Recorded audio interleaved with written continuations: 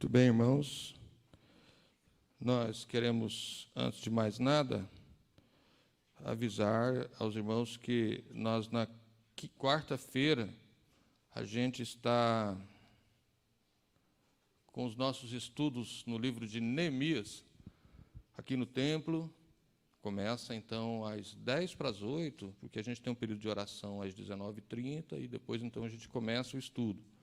Eu gostaria que você participasse. Se você puder vir, será maravilhoso. Se você não puder vir, a gente pede para que você se conecte lá no YouTube e participe desse momento especial. Nós estamos falando sobre restauração no livro de Neemias.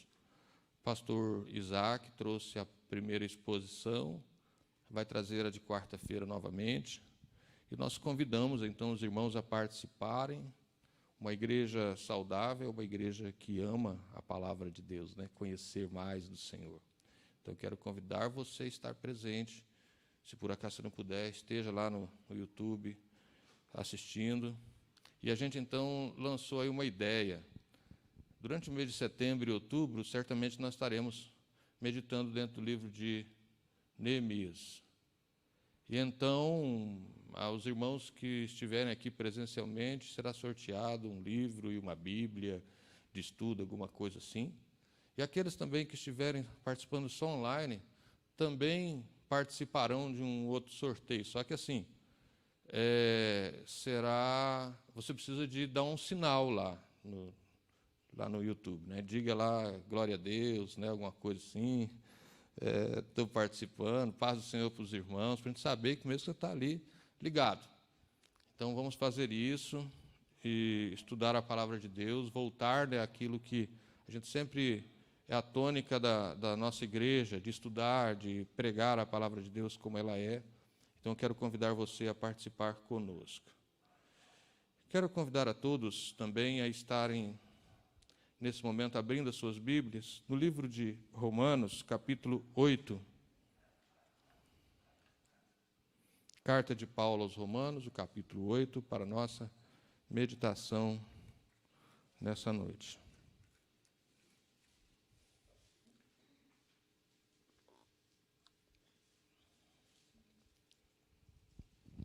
Romanos, capítulo 8, versículo 18.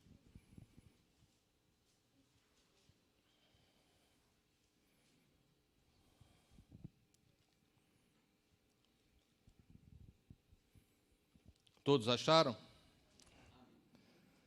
Porque, para mim, tenho por certo que os sofrimentos do tempo presente não podem ser comparados com a glória a ser revelada em nós. A ardente expectativa da criação aguarda a revelação dos filhos de Deus, pois a criação está sujeita à vaidade, não voluntariamente, mas por causa daquele que a sujeitou, na esperança de que a própria criação será redimida do cativeiro da corrupção para a liberdade da glória dos filhos de Deus. Porque sabemos que toda a criação, a um só tempo, geme e suporta angústias até agora. E não somente ela, mas também nós, que temos as primícias do Espírito, igualmente gememos em nosso íntimo, aguardando a adoção de filhos, a redenção do nosso corpo. Porque na esperança fomos salvos. Ora, esperança que se vê não é esperança, pois o que alguém vê, como o espera? Mas se esperamos o que não vemos, com paciência o esperamos. Senhor Deus e Pai, nós estamos diante de Ti, agradecidos por tudo que o Senhor já nos deu neste culto, a oportunidade de nos reunirmos em vozes de adoração a Ti, ó Pai, louvor e gratidão. E agora, Senhor, quando também vamos meditar na Tua santa palavra, nós queremos que o Senhor fale em cada coração. Deus, oramos também por aqueles irmãos que estão nos seus lares, acompanhando-nos, por não poderem estar aqui, que o Senhor possa alcançá-los lá nas suas casas também. E, ó Deus, que todos sejam edificados pela meditação, pela reflexão da Tua palavra. Em nome de Jesus, nós oramos agradecidos. Amém, Jesus. Amém. Queridos irmãos, a gente tem pregado aqui sempre na carta aos Filipenses, ainda tem uma meditação lá para a gente terminar. Os últimos versículos de Filipenses serão tema da nossa próxima pregação, certamente. Mas, em face de todos os acontecimentos pelos quais nós estamos passando, e acontecimentos, inclusive, de sofrimentos, nós, então, começamos a refletir e a meditar a respeito dessa temática, sofrimento do homem e a glória de Deus. Está ali a família do nosso querido pastor Lorival, que essa semana sofreu um grande revés da sua vida. Certamente o sofrimento ainda aperta o peito, dói o coração. Isso certamente será por muito tempo. Mas não é só esse fato. Nós estamos convivendo com uma série de pessoas, convivendo com pessoas que estão passando por sofrimento, por famílias inteiras, por situações adversas, e todos ficamos um tanto apreensivos sobre essa questão. Pessoas que sofrem com enfermidades, crianças que às vezes nascem com deficiências, e a gente pergunta muitas vezes o porquê. Existe sempre essa frase, por que isso, por que aquilo, por que aconteceu dessa forma, por que não aconteceu assim, por que aconteceu comigo, por que não aconteceu com aquele, por que... Então, essas perguntas certamente fazem parte do nosso cotidiano. E não só a pergunta do porquê, mas aquela pergunta condicional, e se? E se fosse assim? E se fosse daquele jeito? E se eu não estivesse naquele lugar, naquela hora? E se não me acontecesse, ou quem sabe, se eu tivesse falado de forma diferente, se eu tivesse agido de forma diferente? E a gente fica tentando, irmãos, na nossa vida, sempre dar uma explicação para as coisas ruins que nos acontecem. O certo é que tem muitas coisas que a gente não consegue explicar por nós mesmos, e certamente lá na frente é que a gente vai entender tudo. Mas o fato, irmãos, é que nós vivemos num período chamado período de sofrimento. E esse período não começou agora, em março, com a pandemia. Esse período ele já se estende desde em que o pecado entrou na humanidade. E é muito apropriado Paulo falar a respeito desse sofrimento, conforme nós encontramos no versículo 18, apesar de que não era a intenção, certamente, não fazia parte do tema de Paulo analisar o sofrimento à luz da Bíblia, porque o tratado de Romanos é algo relacionado à pecaminosidade humana e à graça de Deus, mas ele não teve como fugir dessa temática quando ele chega aqui no capítulo 8. Porque o capítulo 1, irmãos, de Romanos, ele começa a falar no capítulo 1, capítulo 2 até o capítulo 3, sobre a universalidade do pecado, que contaminou a todos. Esse vírus, sim, ele atingiu a toda a humanidade. A Bíblia diz que todos estavam sob o pecado. O Davi, aquele servo de Deus, homem escolhido para ser rei segundo o coração de Deus, pôde dizer diante da sua queda: eis que eu fui nascido em iniquidade e em pecado me concebeu a minha mãe, no Salmo 51, versículo 5. Então a palavra de Deus diz que todos estão debaixo do pecado. E quando nós falamos de pecado, nós não estamos nos referindo a algum ato, alguma atitude em particular. Nós estamos nos referindo àquilo que aconteceu no Éden, lá na criação, onde Adão e Eva sucumbiram diante da tentação. E aí, meus irmãos, todos, diz a palavra em Romanos, todos pecaram e carentes estão da glória de Deus. Mas o apóstolo Paulo, escrevendo aos Romanos, ele vai dizer, irmãos, no capítulo 3, o versículo 21, que graças a Deus, que agora então nós somos justificados através de Cristo. Se antes nós estávamos debaixo de uma condenação, no versículo 21 diz a palavra de Deus que agora nós fomos justificados, manifestou-se a justiça de Deus. Através de quem? Através de Jesus Cristo, o justo. E essa justiça, então, o Senhor impõe sobre todos aqueles que o aceitam, que creem no seu nome. Então, meus irmãos, nós, quando estamos falando a esse respeito, esse texto do capítulo 8, nós vamos ver Paulo falando a respeito da ansiedade, do desejo que os cristãos, que os crentes em Cristo, aqueles que são justificados pela fé, o desejo imenso de poder se libertar da corrupção do seu corpo, porque essa corrupção ela não atingiu simplesmente o ser humano, ela atingiu até mesmo a criação. A palavra de Deus aqui nos vai dizer que no versículo 21, que a própria criação será redimida do cativeiro da corrupção para a liberdade da glória dos filhos de Deus. E toda essa criação geme, suporta angústias até agora. Então a criação, o ser humano, todos foram atingidos pelo pecado. E o sofrimento, então, irmãos, passou a fazer parte da vida do ser humano. E nós temos, irmãos, assim na Bíblia, a Bíblia nos estabelece assim bem claramente 3 tempos. O primeiro, irmãos, é o tempo da criação, onde todas as obras da natureza, onde o ser humano foi criado, criados à imagem de Deus, todos intactos, todos livres do pecado, todos puros. Mas agora tem o dia em que esse homem e essa mulher caem no pecado. E aí então começa um segundo período, que é o reinado do pecado. E esse período, então, irmãos, vai até o dia completo da redenção, quando nós não teremos mais pecado, quando nós não seremos mais limitados pelas consequências do pecado. E aí, então, entra um terceiro período, que é o período de glória, de regozijo e de alegria na presença de Deus, quando não estaremos mais curvados, mais alcançados pelas consequências do pecado. E é nesse segundo período, nesse ato, é que Jesus Cristo, então, vem à Terra. E Ele entra nessa humanidade caída, assume as nossas dores, os nossos pecados, as nossas culpas e as nossas iniquidades. E Ele, então, leva sobre si todas as consequências dos nossos pecados ali na cruz do Calvário. Se tornou oprimido de Deus, humilhado, para que todos nós, um dia, pudéssemos novamente sermos chamados à glória de Deus e estarmos na presença de Deus, conforme o Senhor tinha criado o ser humano para ser.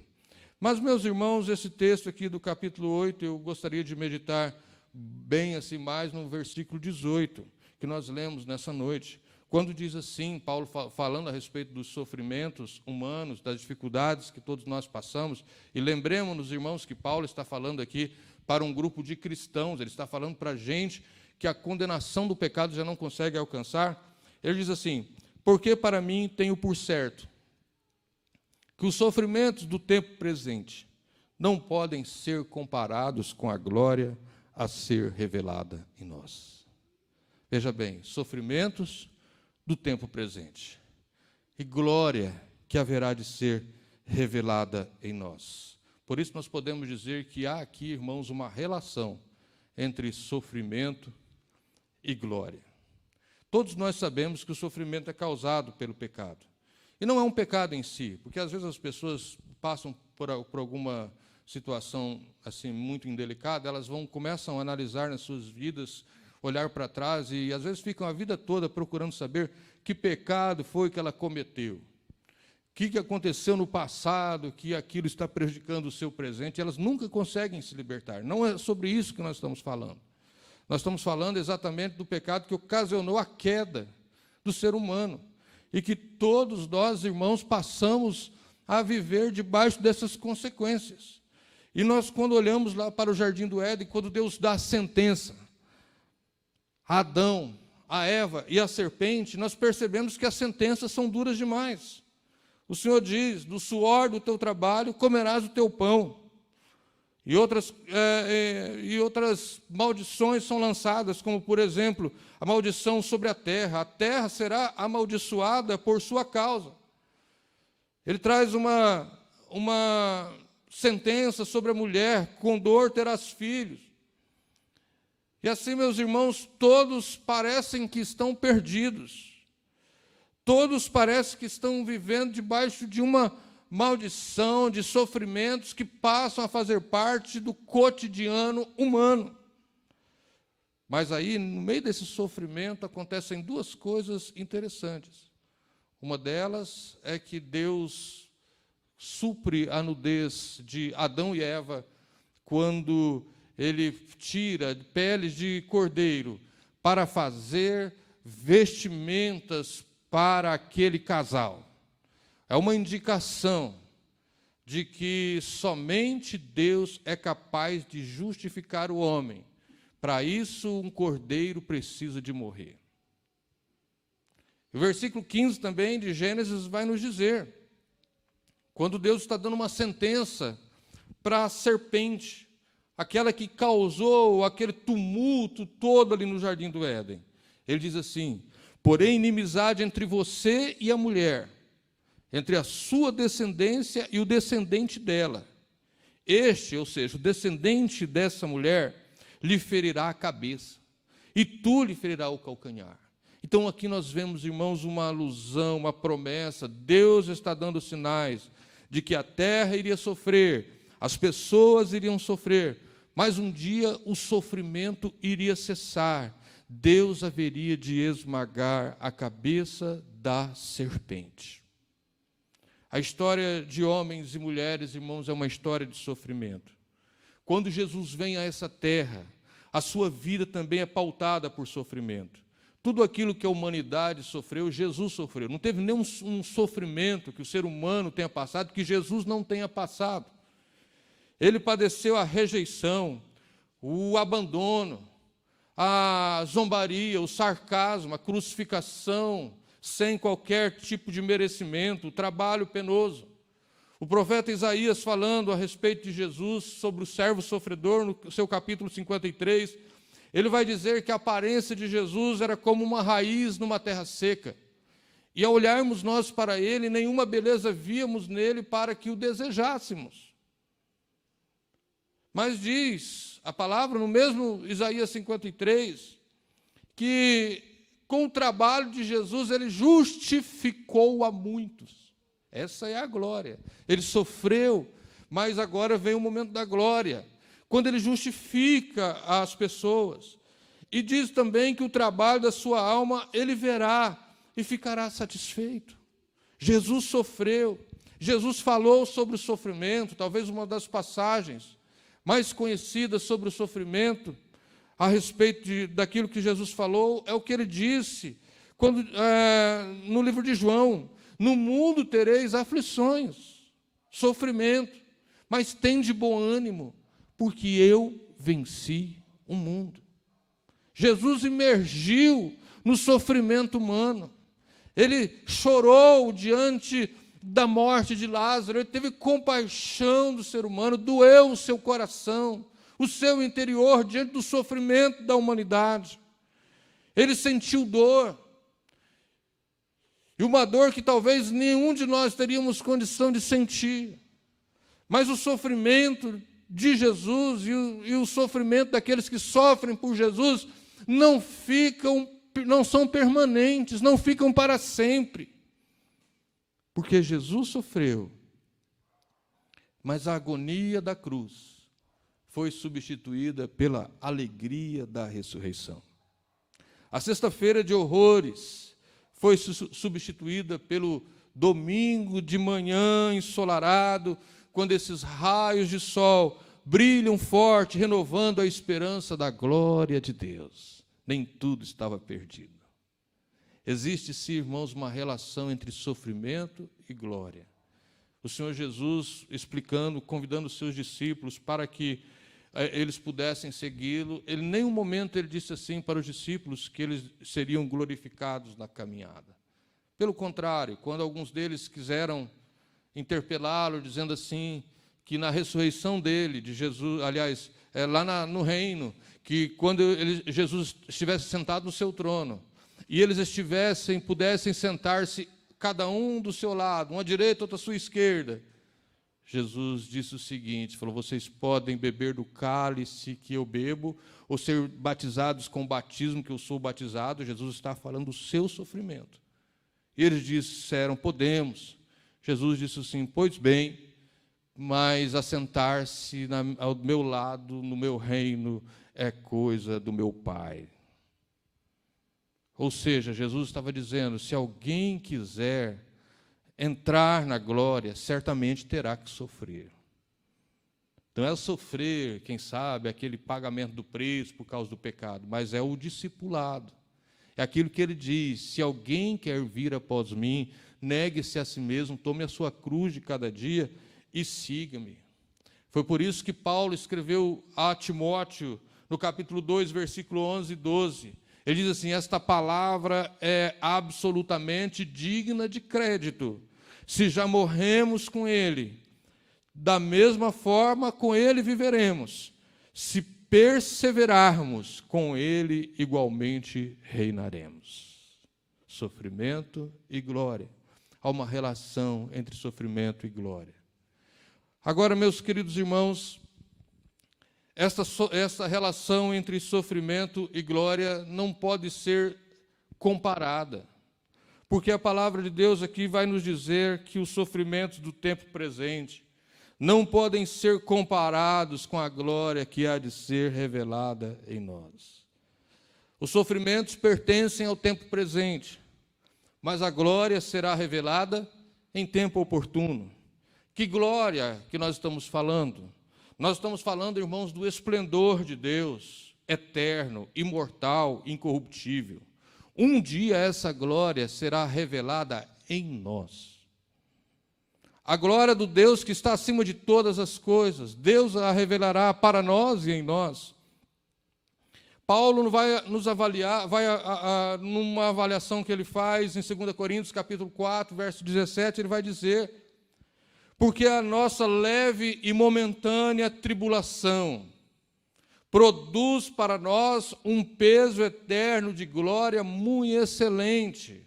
Ou seja, a tribulação, o sofrimento, nessa visão, ela é leve e momentânea em relação à glória que um dia haverá de ser revelada por Deus em nós. Essa tribulação, ela se torna momentânea, ela se torna leve quando nós pensamos na eternidade com Deus. Quando nós pensamos naquilo que o Senhor tem preparado para nós, que talvez nós não sejamos capazes de avaliar exatamente o que nós temos, o que sabemos, o que conhecemos no momento, é apenas um vislumbre pequeno daquilo que Deus haverá de fazer. O próprio apóstolo Paulo vai nos dizer o seguinte, que aquilo que o olho não viu, o ouvido não ouviu, e jamais subiu ao coração humano, são as coisas que Deus tem preparado para aqueles que o amam. Portanto, meus irmãos, um dia a glória do Senhor vai se manifestar. E o apóstolo João vai nos dizer, meus irmãos, que no capítulo 3, versículo 2, amados, agora nós somos filhos de Deus, e ainda não se manifestou o que haveremos de ser. Somos filhos de Deus, mas ainda não se manifestou aquilo que haveremos de ser. Sabemos que quando Ele se manifestar, seremos semelhantes a Ele, porque haveremos de vê-lo como Ele é. E assim mesmo purifica todo aquele que tem essa esperança, assim como Ele é puro. Portanto, meus irmãos, os sofrimentos que passamos são incomparáveis à glória que Deus tem para revelar na vida daqueles que o amam. Se você está sofrendo, se você está passando por alguma crise, alguma dificuldade, tem solapado as bases do teu coração, nesta semana, nesses dias, nesse ano, eu quero dizer para você que tenha esperança e perseverança, porque o que Deus tem preparado para você e para mim e para nós é algo muito maior. É algo, irmãos, que nós não conseguimos jamais contemplar com os nossos olhos humanos. É algo que está além, muito além da nossa compreensão. Um dia em que seremos chamados à presença de Jesus e poderemos contemplá-lo assim como Ele é. E assim como Ele é, nós seremos. Louvado e engrandecido seja o seu nome. Que glória maior é essa? Sermos livres totalmente da corrupção, das consequências do pecado, podemos contemplar a glória do Senhor, do jeito que Ele é, e podemos, irmãos, receber dessa glória também sobre nós. Tanto lutamos, tanto sofremos, mas a glória de Deus é incomparavelmente maior do que os sofrimentos humanos pelos quais passamos aqui. Mas, irmãos, um outro detalhe também que eu gostaria de ressaltar é que essa glória deve ser a nossa esperança dia após dia. Apesar das angústias e das aflições do tempo presente, o cristão mantém viva a esperança em seu coração. Diz-nos a palavra nesse texto, e não somente ela, falando a respeito da natureza, mas nós mesmos, que temos as primícias do Espírito, também gememos em nós mesmos, esperando a adoção, a saber, a redenção do nosso corpo. Porque em esperança fomos salvos. Ora, a esperança que se vê não é esperança, porque o que alguém vê, como esperará? Ou seja, há aqui, irmãos, um apelo, um convite, para que nós possamos alimentar a nossa esperança.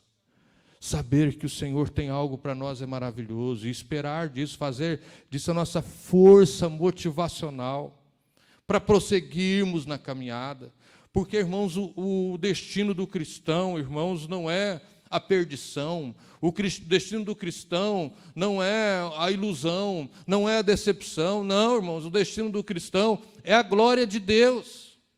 O destino do cristão, irmãos, não é viver nessa terra eternamente, debaixo desses tremendos sofrimentos, não. A esperança do cristão, o destino do cristão é ser semelhante a Cristo. O destino do cristão é ser vitorioso. O destino do cristão, irmãos, é ser liberto. E diz-nos a palavra que nós estamos gemendo, ansiando, desejosos, irmãos, desse dia em que o Senhor transformará o nosso corpo mortal à semelhança do corpo do seu Filho. E não seremos mais limitados por tantas coisas que nos querem atrapalhar a caminhada aqui. Por isso que Paulo vai dizer aos Filipenses, essa carta maravilhosa, que para mim o viver é Cristo e o morrer é lucro. Quando Deus chama um dos seus fiéis a estar com Ele, Ele está chamando esse fiel para gozar das suas delícias para sempre na sua presença. E isso conforta o nosso coração. Isso anima a nossa alma. E o dia, porque, irmãos, já não existe mais condenação para aqueles que estão em Cristo Jesus. Portanto, meus irmãos, aqueles que um dia partem para estar com o Senhor, estarão com Cristo. E nós, um dia, irmãos, também nos reuniremos a eles nas mansões celestiais, porque esse é o destino de todo aquele que crê em Jesus como seu único e suficiente Salvador e o faz Senhor da sua vida. Glória a Deus. Meus irmãos, se nossas páginas, você já imaginou se as páginas das Escrituras terminassem no 1º, 2º e 3º capítulo de Gênesis? Ou quem sabe no final do livro de Juízes, né? Juízes termina assim, cada um fazia o que parecia correto. Ou quem sabe terminasse em Malaquias, que o pai haveria de se levantar contra os filhos contra os seus pais, antes que venha o terrível e grande dia do Senhor. Mas você já percebeu como é que termina a Bíblia, como é que termina a história humana? Você já se alegrou com os últimos capítulos de Apocalipse, quando o Senhor fecha todas as coisas? Nós não temos assim, um tempo tão suficiente para nós fazermos um paralelo entre Gênesis e Apocalipse. Mas eu gostaria de terminar, irmãos, esta reflexão nossa nesta noite, com os últimos versículos, as últimas palavras do Apocalipse. Quando João, servo de Deus, ungido do Senhor, chamado para escrever as 7 igrejas que estavam na Ásia, e essas cartas chegaram até nós, como uma força para nos motivar a sermos vitoriosos. E o capítulo 20, o versículo 11 até o versículo 15, o Senhor mostra o seu julgamento, o seu juízo sobre aqueles que não tinham o seu nome escrito no livro da vida, e também sobre o inferno e sobre o lago de fogo, que serão condenados. Mas o capítulo 21, ele começa assim: vi novo céu e nova terra, pois o primeiro céu e a primeira terra passaram, e o mar já não existe. Vi também a cidade santa, a nova Jerusalém, que descia do céu, da parte de Deus, ataviada como noiva, adornada para o seu esposo. Então ouvi grande voz vinda do trono, dizendo: eis o tabernáculo de Deus com os homens. Deus habitará com eles. Eles serão povo de Deus, e Deus mesmo estará com eles. E lhes enxugará dos olhos toda lágrima. A morte já não existirá. Já não haverá luto, nem pranto, nem dor, porque as primeiras coisas já passaram. Esse é o meu, esse é o seu, esse é o nosso destino. Aleluia. Novos céus e nova terra, redimidos pelo poder de Deus. A nova Jerusalém, o tabernáculo, a morada de Deus entre os homens. Um lugar onde todas as nossas lágrimas serão enxutas. Um lugar onde a morte já não existe mais. Onde não haverá pranto nem dor, porque as primeiras coisas já passaram. Deus fez novas todas as coisas. E é assim, irmãos, que eu gostaria de terminar essa palavra nesta noite. Que você medite nisso. Que você saiba que a palavra de Deus é poderosa e verdadeira. E que ela tem poder, irmãos, para transformar os nossos corações e nos levar, nos motivar a sermos mais crentes. Se achamos que a cruz está pesada, se achamos, quem sabe, irmãos, que o fardo está pesado. Mas eu quero que você pense na eternidade com Deus. Porque a nossa leve e momentânea tribulação produz um peso, veja bem, irmãos, de glória excelente, de glória eterna nos céus. É para lá que nós estamos caminhando. Nós estamos passando por aqui, por um período apenas. Isso tudo aqui vai passar. E nós estaremos um dia para sempre na presença de Deus, experimentando toda a sua bondade, todo o seu amor, toda a sua glória, toda a sua presença, tudo aquilo que está nos escondido nesses dias. Um dia Deus vai trazer, irmãos, a luz, as claras para todos nós, para que nós possamos receber de Deus toda a sua recompensa. Louvado seja o seu nome. Curve a sua cabeça e feche seus olhos nesta hora.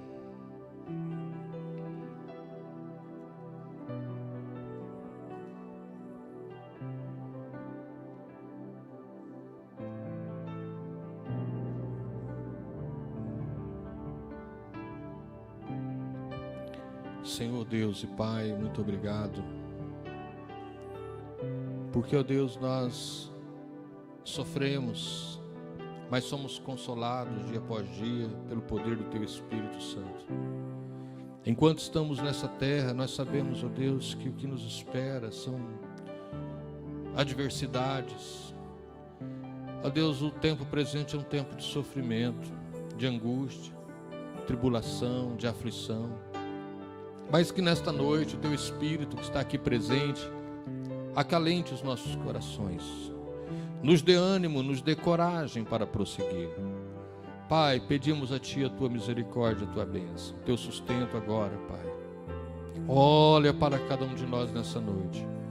Vê aqueles que estão passando por crises, meu Deus, por sofrimento de todos os tipos. Que o Senhor possa lhes ajudar, que o Senhor possa lhes fortalecer, que o Senhor possa abrir os olhos de entendimento para que nós possamos contemplar na eternidade aquilo que nos espera. Oramos especialmente pela família do pastor Lorival, que está aqui nesta noite, o Ismael, o Giovanni, Senhor, a Lorena, os netinhos, Pai. Nós queremos colocar diante do Senhor, pedir que o Senhor possa confortá-los com o Teu Espírito a cada dia, dar-lhes força para prosseguir. Abençoa, Senhor amado, para que a cada dia, meu Deus, possa os seus corações serem fortalecidos, consolados, a Jane também. Meu Deus, em nome de Jesus, abençoe toda esta família. E abençoe, meu Deus, também aquelas famílias que nesse dia estão chorando, estão padecendo, Senhor, estão sofrendo, meu Pai.